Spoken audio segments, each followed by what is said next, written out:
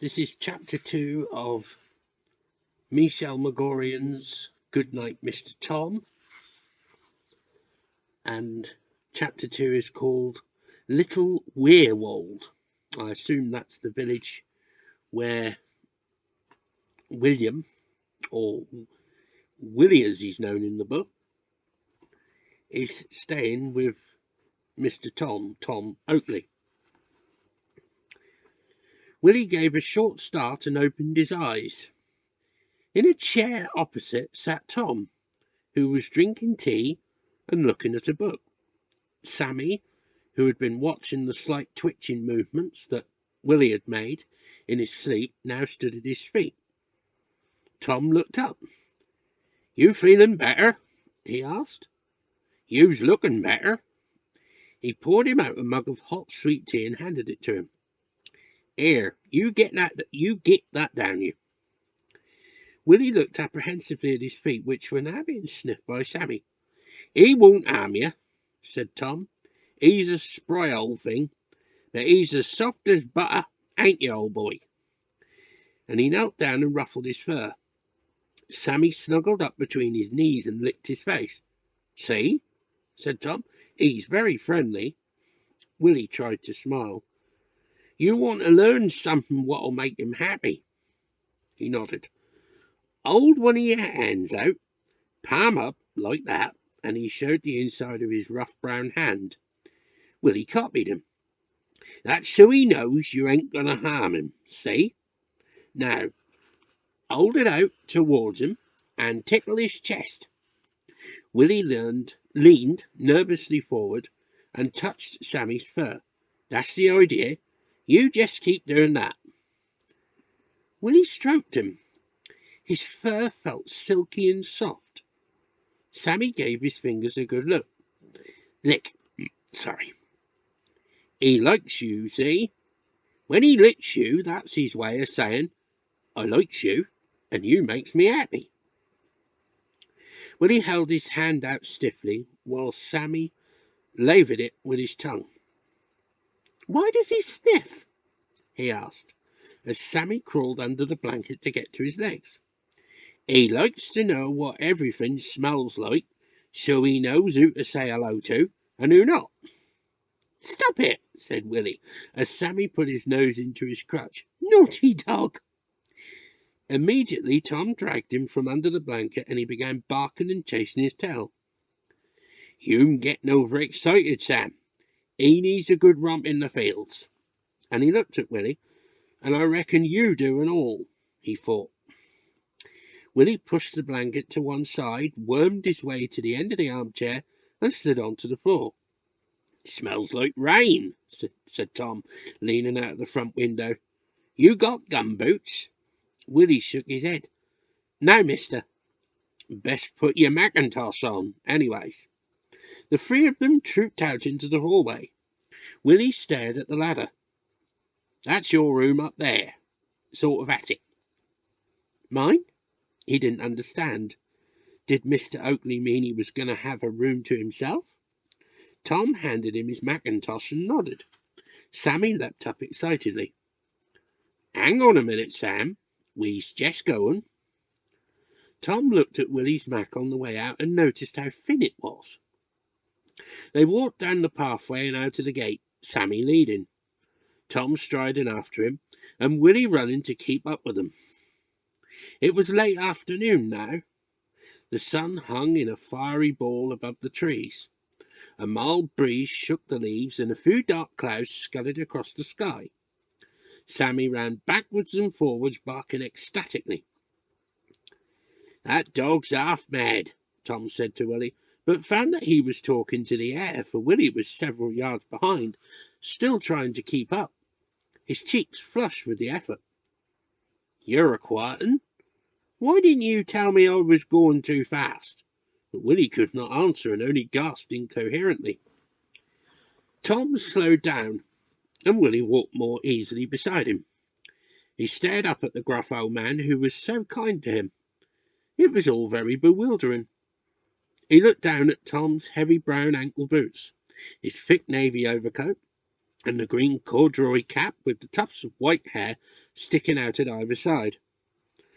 A small empty haversack dangled over his shoulder. "Mister?" he panted. "Mister!" Tom looked down. "Can I carry your bag, mister?" Tom mumbled something to himself and handed it to him. Willie hung on to it tightly with both hands. The narrow road sloped gently upwards. Willie could just make out, in all the speed of their walking, the wild hedgerows flashing in low green lines beside him. It felt very unreal, like a muddled dream. When they reached the top of the hill, Willie saw a row of small thatched cottages standing on either side of the road ahead. He tugged at Tom's sleeve.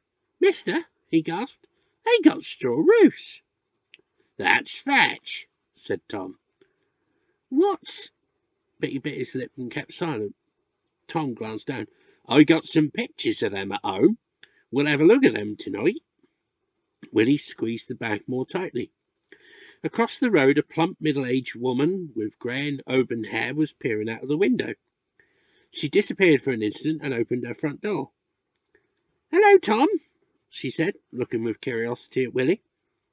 He grunted. "Evening, Mrs. Fletcher. How are the boys, then?" "Boys are doing nicely." "William," said Tom, "go and keep an eye on Sam. I'll be with you in a minute." Willie nodded shyly and went after Sammy, who was eyeing the flowers in someone's window box.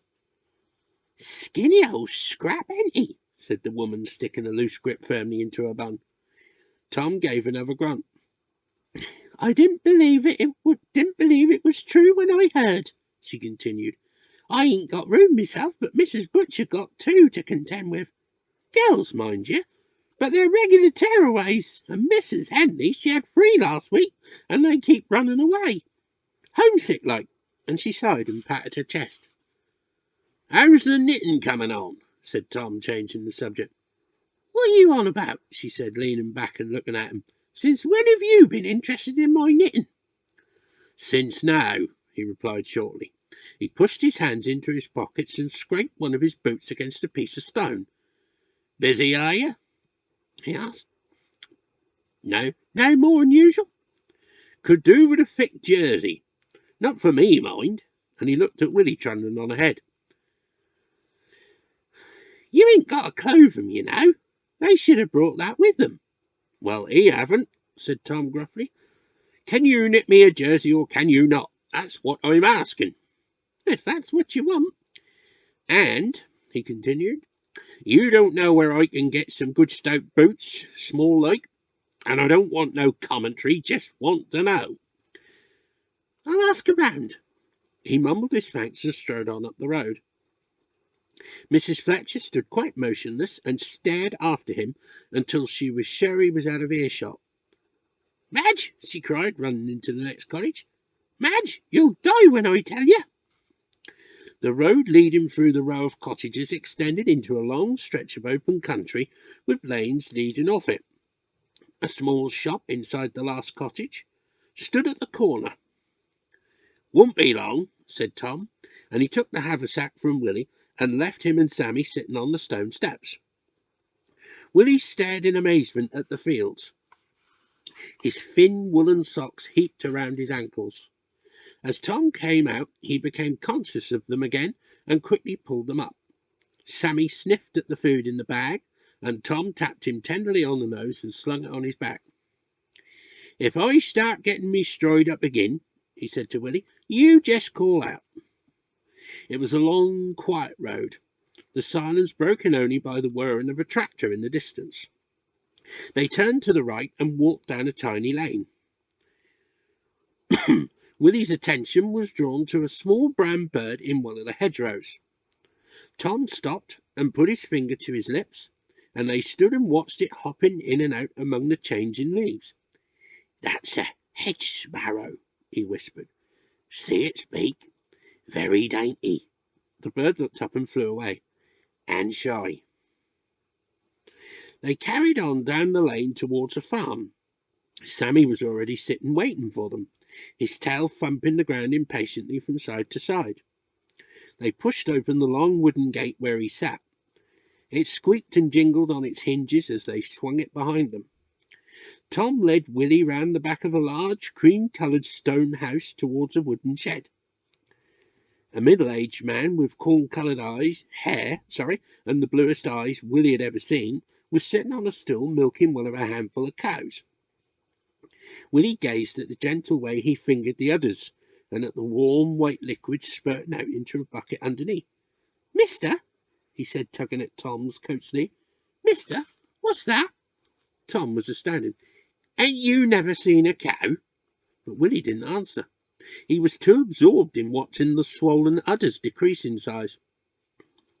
"I'll be wanting extra milk from now on, Ivor," he said. Ivor nodded and glanced at Willie. "One of them London lot?" he asked. Tom grunted. "You'd best take a jug with you. Who's inside?" Tom tramped across the yard to the back of the house and up the steps. He carried Sammy in his arms, as he had a habit of yapping at cows. Willie stayed to watch the milking. A fresh-faced brunette woman in her 30s, wearing a flowery apron, opened the back door. "Come in," she said. "You'll be wanting extra milk." "How do you know?" said Tom. "Lucy saw you coming up the yard with them." A chubby 6-year-old with brown curly hair, earth smudged over 2 enormous pink cheeks, was standing at her side, holding on to her skirt. "Don't be so daft, gal," she said. "Go on, say hello to 'em. I got things to do." She clumped down the steps in her ankle boots and blue woolen dress, and stood shyly beside Willie, twisting the hem of her dress in her hand till her knickers came into view. "There ain't much difference in size between them two," said Tom, observing them together. "I don't know what they do with little uns in that old city," and he disappeared into the warmth of the kitchen. After calling Willie several times and getting no response, he eventually gave up and tapped him on the shoulder. "Here, dreamer, you carry that," he said, handing him a tin jug. "You can take a look if you've a mind." Willie lifted the lid and peered in. Fresh milk. Lucy stared at him. She'd never seen a boy so thin and pale looking. She still hadn't spoken and had only just, so she thought, heard his name. "Bye, dreamer," she said suddenly, and turned and fled into the house. "Where's that old thing?" said Tom, looking around for Sammy. He caught sight of his black and white fur at the gate. He was sitting waiting for them with a bone in his mouth. Willie looked at the front of the house. The woman called Ro was putting up some black material at the front window. "What's she doing?" Willie asked. "Putting her blackouts up, boy. We all got to do it from tonight." Willie was about to ask why, but he knew that was rude, so he kept silent. "It's so planes don't see where to bomb," continued Tom, as if he had read his thoughts. "Waste of time, if you asks me. Reckon it'll all be over by Christmas, and anyways, who'd want to bomb Little Weirwold? That's the name of this village," he added. "Little Weirwold." He looked up at the sky. It had suddenly become darker. "Best be moving," he said, and they swung open the gate and set off at a jaunty pace back up the lane towards the main road. They had walked past the cottages and were halfway down the hill when the first drop of rain fell. As they neared the foot of the hill, the sky opened and a heavy torrent fell mercilessly down. It blinded Willie and trickled down inside the collar of his mackintosh. Tom buttoned his overcoat up to his neck and raised his collar. He looked down at the drenched figures of the boy and dog. Willie had to run to keep up with them. His plimsolls were now caked in heavy clods of wet earth, and his jersey was already wet from his soaked mackintosh. The sky rumbled loudly above them, and the rain continued to pour down, bouncing on the lane and running into little streams. Tom swung the graveyard gate to one side, and Sammy shot through, jumping and barking in the puddles. He shut the gate behind Willie, and the wetness from the top splashed into his face. Willie ran up the pathway towards the cottage, through the graves and under the oak tree, his shoes squelching. They ran into the hall, Tom's boots clattering on the tiles. He shook the rain from his overcoat and cap and proceeded to undo his boots. Sammy stood on the mat, shaking his fur by the open door, and looking out at the sheets of rain that were now whipping across the graveyard. Willie struggled with his mackintosh. His fingers were mauve with the cold. "You're soaked through," said Tom. He pointed to his bespattered plimsolls. "Take them old canvas things off. Stay here while I put some newspapers down." Willie pulled off the weighted shoes and stood in the dark hallway, shivering helplessly, his teeth rattling inside his clamped jaw. After much shuffling from the living room, Tom opened the door. He had laid newspaper in front of the range and was putting up blackouts at the windows so that, but for the glow of embers in the fire, there was almost total darkness. He lit a gas lamp which hung from the ceiling and an oil lamp on the table. "Stay on them newspapers. You too," he said to Sammy, who was panting rapidly and sending out a constant spray of water with his tail. He added some coke to the fire and left the room. Willie hopped on one leg and then on the other in front of it. Steam began to rise from his jersey and shorts. He heard the front door being closed and Tom returned with his brown paper bag. He placed it on the table and took out the contents. There was one small towel, a piece of soap, a toothbrush, an old Bible, and an envelope with "To whom it may concern" written on it. He looked under the towel for some night clothes, but there were none. He opened the envelope. Willie heard the paper being torn and turned to watch him. He knew the letter was from his mum. He checked again that his wet socks were pulled up and stood very still. "Dear Sir or Madam," it read. "I asked if Willie could go and stay with God-fearing people, so I hope he is. Like most boys, he's full of sin, but he's promised to be good. I can't visit him. I'm a widow, and I haven't got the money. The war and that. I've put the belt in for when he's bad, and I've sewn him in for the winter. I usually keep him in when I wash his clothes, and I got them special for the cold weather, so he should be all right. Tell him his mum said he'd better be good. Mrs. Beach." Tom folded the letter and put it into his pocket. He found the belt at the bottom of the bag. It was a brown leather one with a steel buckle. He put it back in the bag and took out the towel, soap and toothbrush. Willie stood with his back to the fire and stared uneasily up at him. Tom was angry. "While you're in my house, you'll live by my rules. I ain't ever hit a child, and if I ever do, it will be with the skin of me hand. You got that?" Willie nodded. "So we can forget that old belt." And he lifted the bag from the table and took it out of the room. Willie turned to face the fire, his head bowed over the range. His shoulders felt tense and the top of the range hissed as a tear escaped from his eyes. He heard the door close behind him and hurriedly wiped his cheeks. Tom put a bundle on the armchair. "Best get out of them wet things," he said, kneeling down beside him, "so's I can dry them for tomorrow." Willie sniffed. Tom peeled off his wet jersey and shorts. "And them socks," he said as Willie clung to the tops of them. He pulled them off. Tom said nothing. There was no need. Willie's arms and legs were covered in bruises, wheals, and sores. Tom went to pull off his vest. Willie flinched and touched the top of his arm. "New one, eh?" he asked quietly. Willie nodded and blushed. "Best be careful, then." And he tugged gently at the vest. "It won't come off, mister," said Willie. And then Tom understood what his mother had written in the letter. His vest had been sewn to the waist of his undershorts. "Soon settle that," said Tom, picking up a pair of scissors from the bookcase. Willie shrunk backwards. "I'll sew them back when you goes home, I promise." Still Willie didn't move. "I promise," he repeated. He stepped forward and allowed him to snip away at the stitching. He dried Willie's thin, bruised body, wrapped him up in a towel and sat him in the armchair. Taking an old flannel nightshirt from the bundle, he cut the body and sleeves in half. He stood Willie on the armchair, took the towel away and placed the nightshirt over his head, cutting more away from the hem until Willie's toes and hands came into view. He handed him a thick pair of woolen socks. The heels almost reached the back of Willie's knees. He gave a small, tense smile and watched Tom hang his clothes over a clothes horse near the fire. "You can dry Sammy with that old towel," said Tom, indicating one lying on the armchair. Willie knelt down on the newspapers and began to dry them. Sammy stuck his nose in the air, delighted at such attention. Tom unpacked the haversack and wandered round the room, putting the groceries away on shelves and into small cupboards.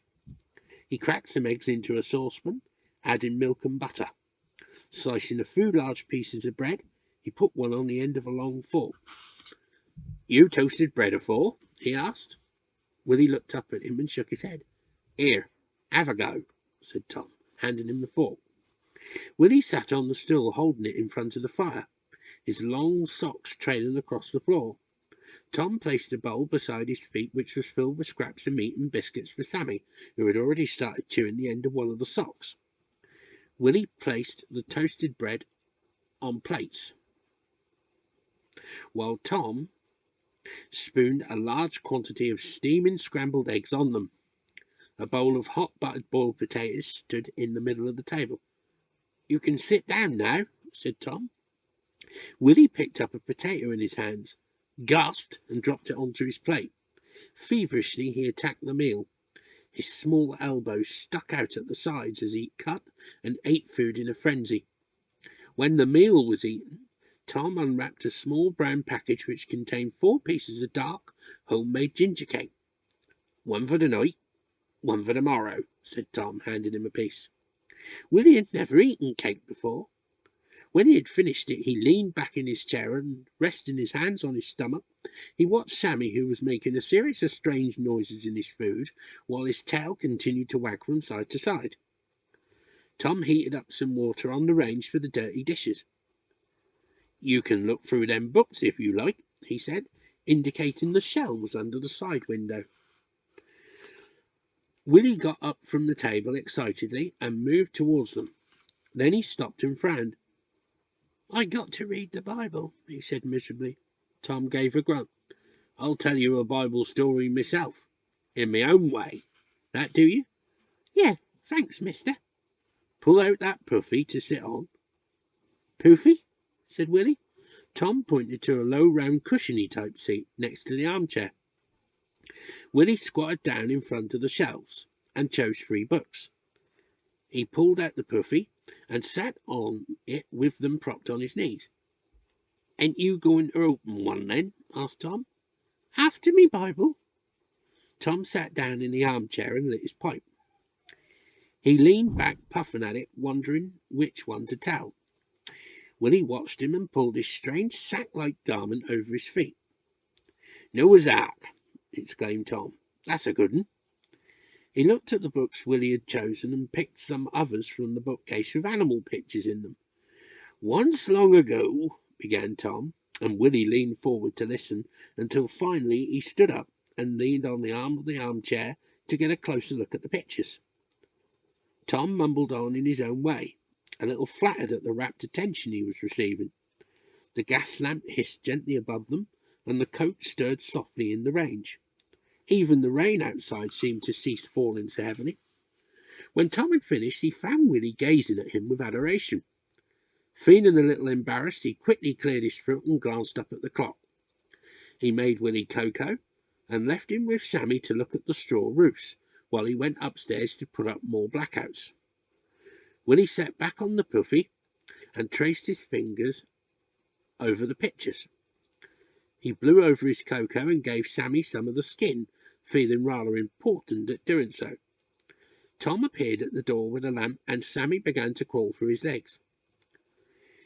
"Thought you was being too good for it to last," Tom said as Sammy tugged at his trouser leg.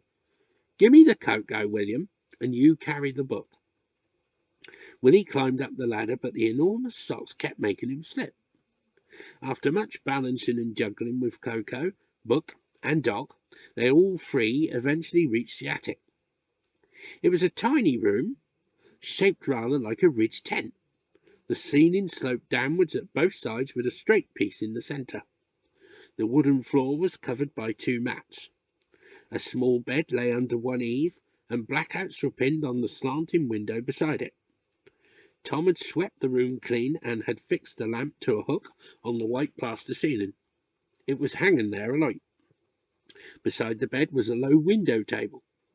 "For your books and such," said Tom.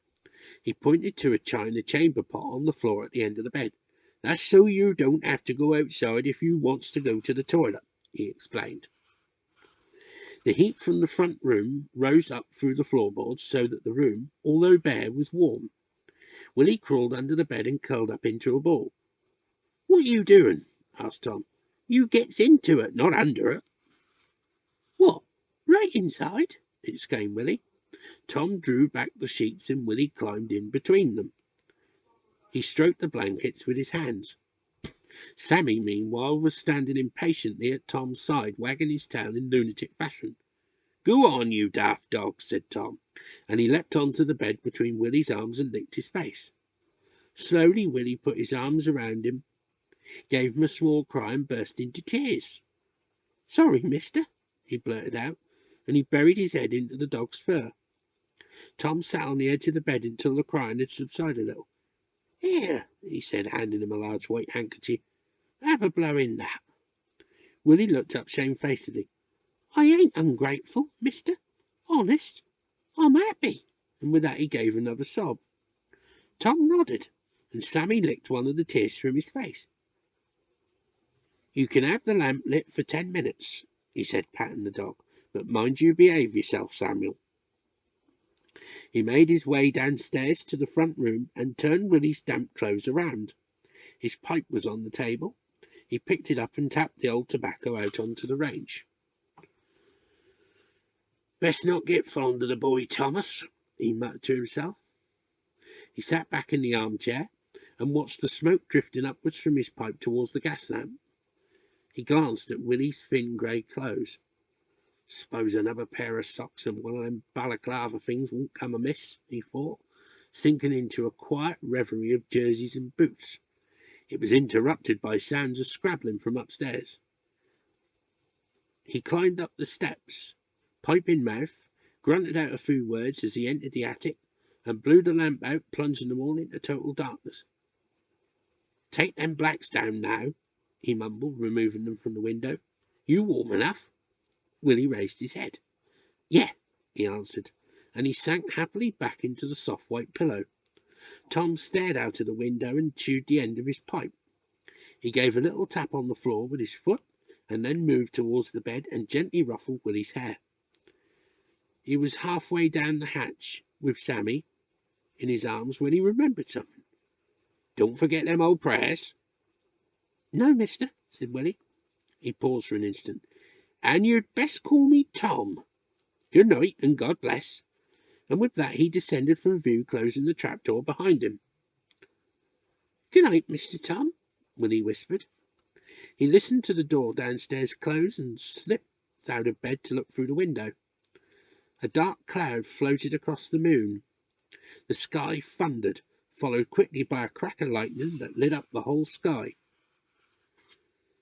"Not much use, these blackouts," Tom had said earlier in the evening.